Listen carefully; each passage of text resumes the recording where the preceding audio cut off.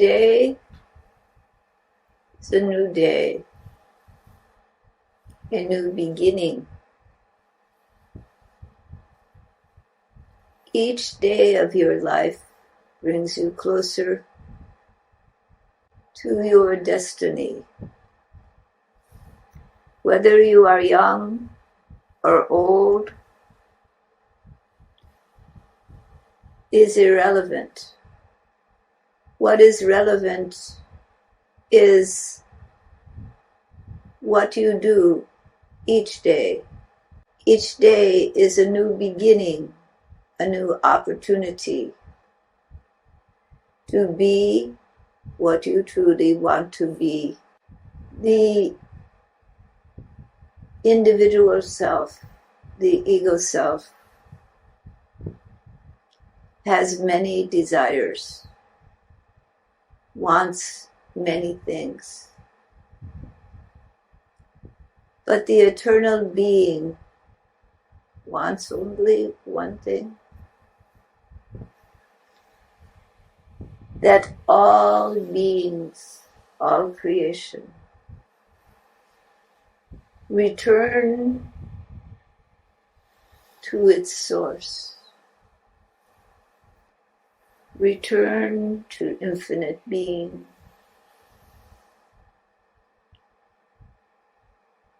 There is no separation between you and Parampurusha, between you and that infinite consciousness. The only separation is an idea held in the mind. For that infinite being is manifest in all creation, as well as in the silence and stillness of the unmanifest.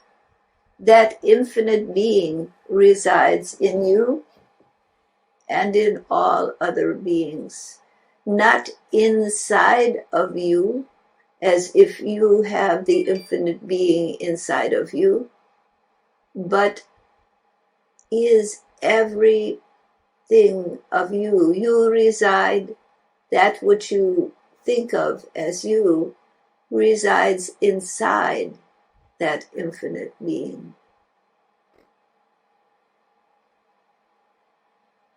Every molecule of your body, every thought in the mind, be it a thought towards unity or a thought that brings you into ego orientation, all of it resides within this cosmic entity.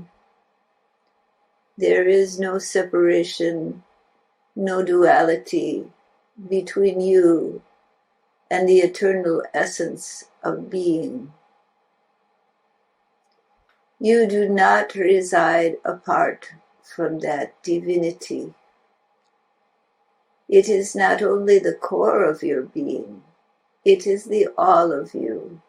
You are within eternal essence.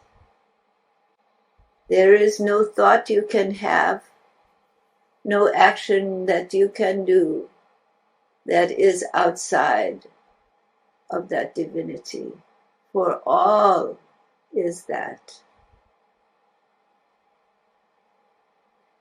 It is the assumption in the mind due to the experience of embodiment in human form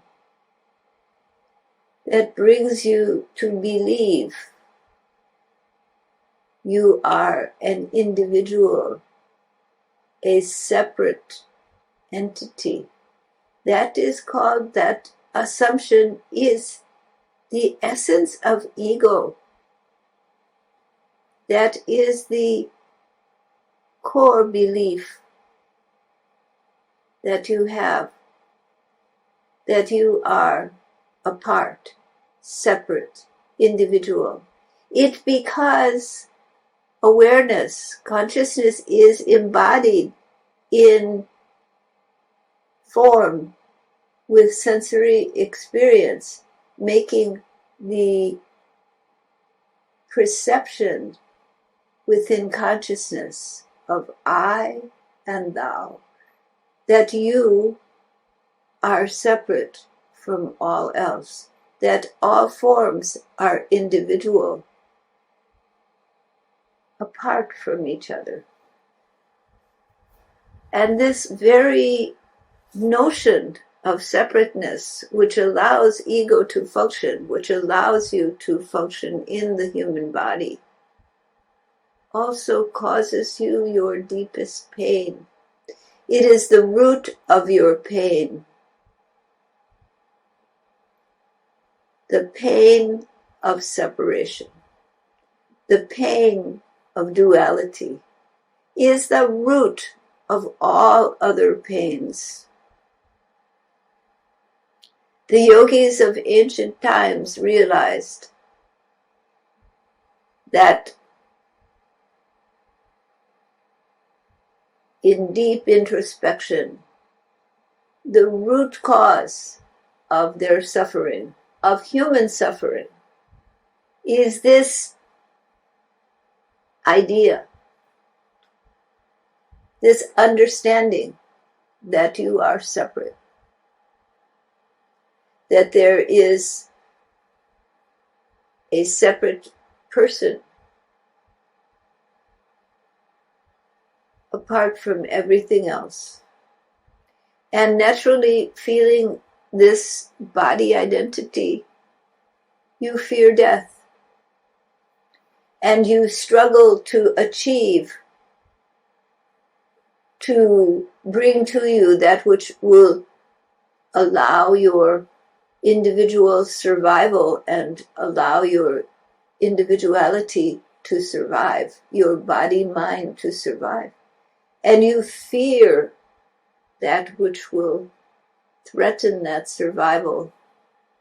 But old age and death come to all who are informed. And this struggle to win, to achieve, and to survive is ultimately doomed. So if your entire consciousness is immersed in that struggle, there is pain, failure, times when life does not work out. It doesn't go your way because the cosmos truly does not evolve around you. You are part of an integrated, interwoven whole of being. So naturally, sometimes your being is supported, sometimes it is not. Things that seem not to your welfare, but to the welfare of another occur. So what to do in such a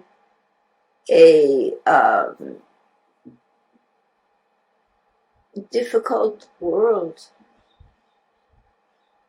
The yogis of ancient times realized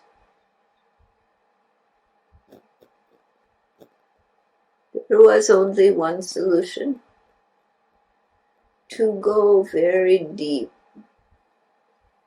to unwind, deconstruct the assumptions and beliefs that have led to the bondage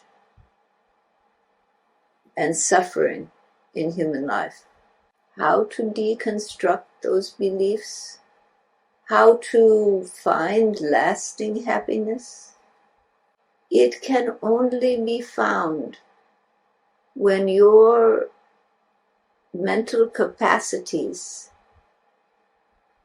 your thoughts and feelings are suspended from everyday thinking, from all of the engagements with the senses, quieted,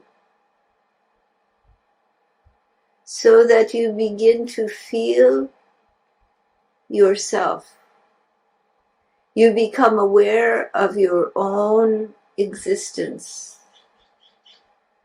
You begin to realize the self-depreciating, self-defeating thoughts that you have, perhaps the bad feelings that you have about yourself, as well as the pride and ego. And you begin to go even deeper than those thoughts, those beliefs. They are more than just thoughts. They become assumptions about who you are and what you are. You go deeper underneath those.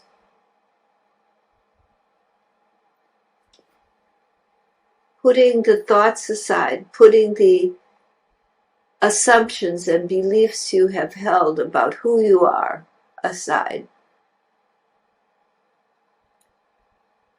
Having the innocence of a newborn baby, the innocence within you.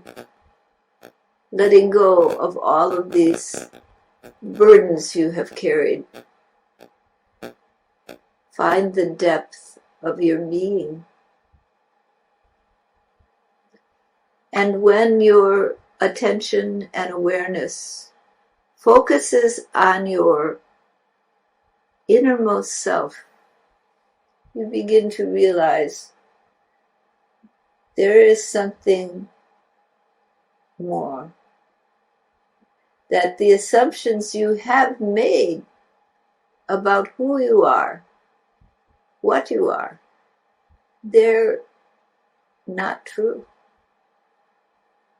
They're based on actions and reactions to actions, sanskaras from the past, held within the mind, in the subconscious. When you move the conscious awareness through this subconscious mind to the superconscious mind, to the collective unconscious, you begin to realize you are not separate. That which is assumed is not your true identity. That you are held within an identity that is far more vast. You are held within a consciousness that lives in all things. You begin to feel in the depths of awareness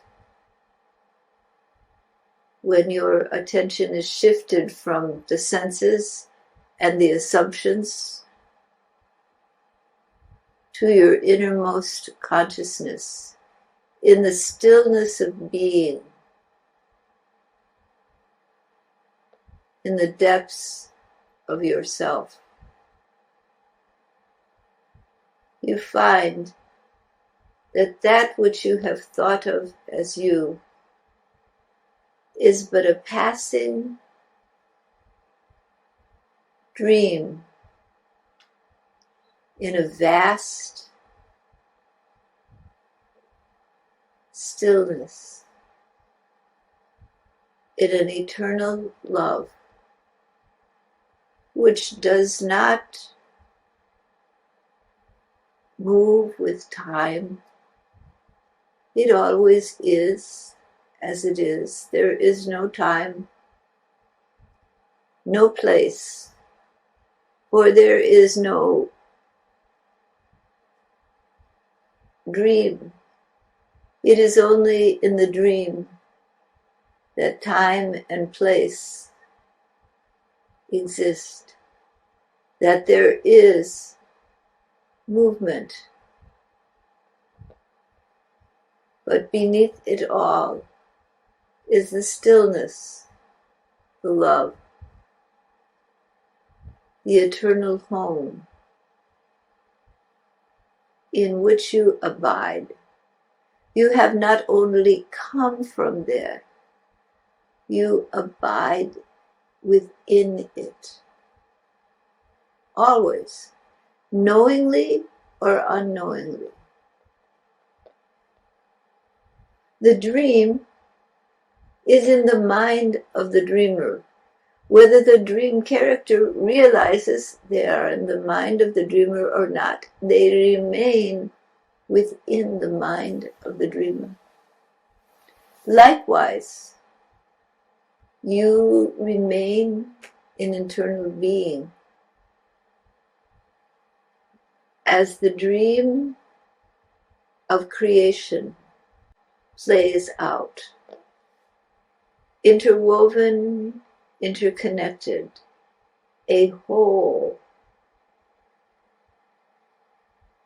You are part of that network, that whole, that which you have called you is an essential element in a whole of creation, within the mind, within the awareness of infinite being. You do not have infinite being within you. You are composed of infinite being. There is nothing in you outside of infinite being. There is nothing that you can see, hear, touch that is outside of infinite being. So when, through deep contemplation and meditation, you make this deep association with the Divine One, with the heart of your heart, the soul of your soul, the infinite love which binds all things, the peace that never changes. When you realize this is you, you are the drop of water in the ocean of eternal being.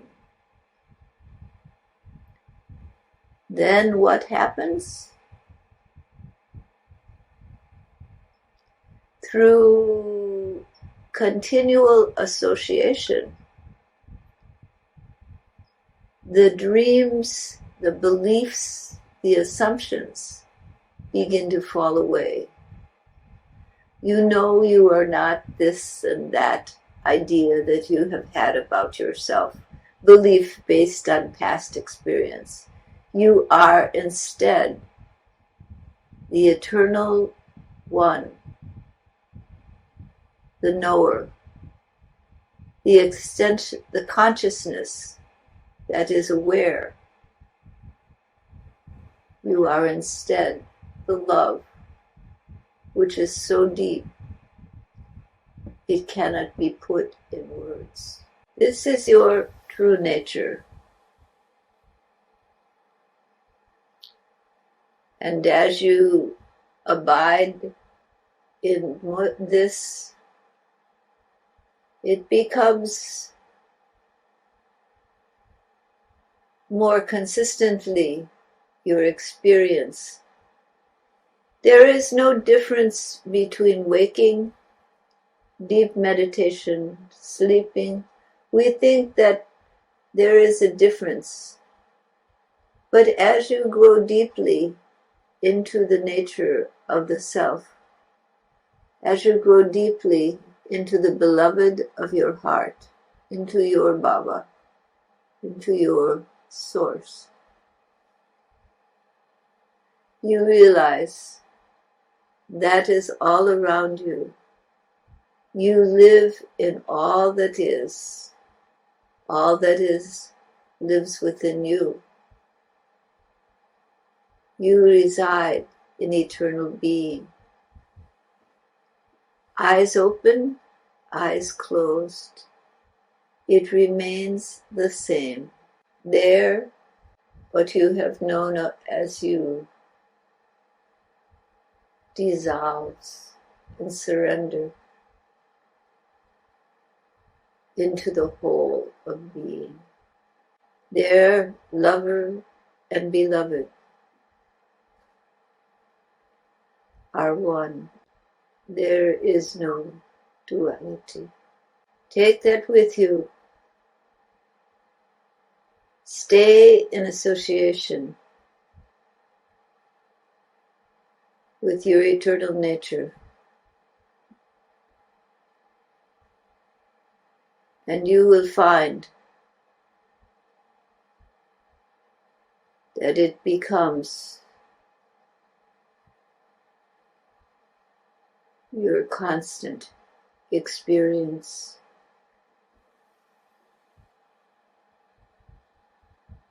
You live in a body, you have senses.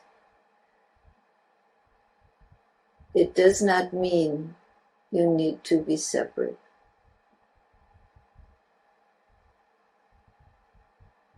See divinity all around you. Feel your divine beloved of your heart is in every form and in your form. Let your love flow. Release the gates of your heart. Let go. Let go. Dissolve into the one. Remember, right?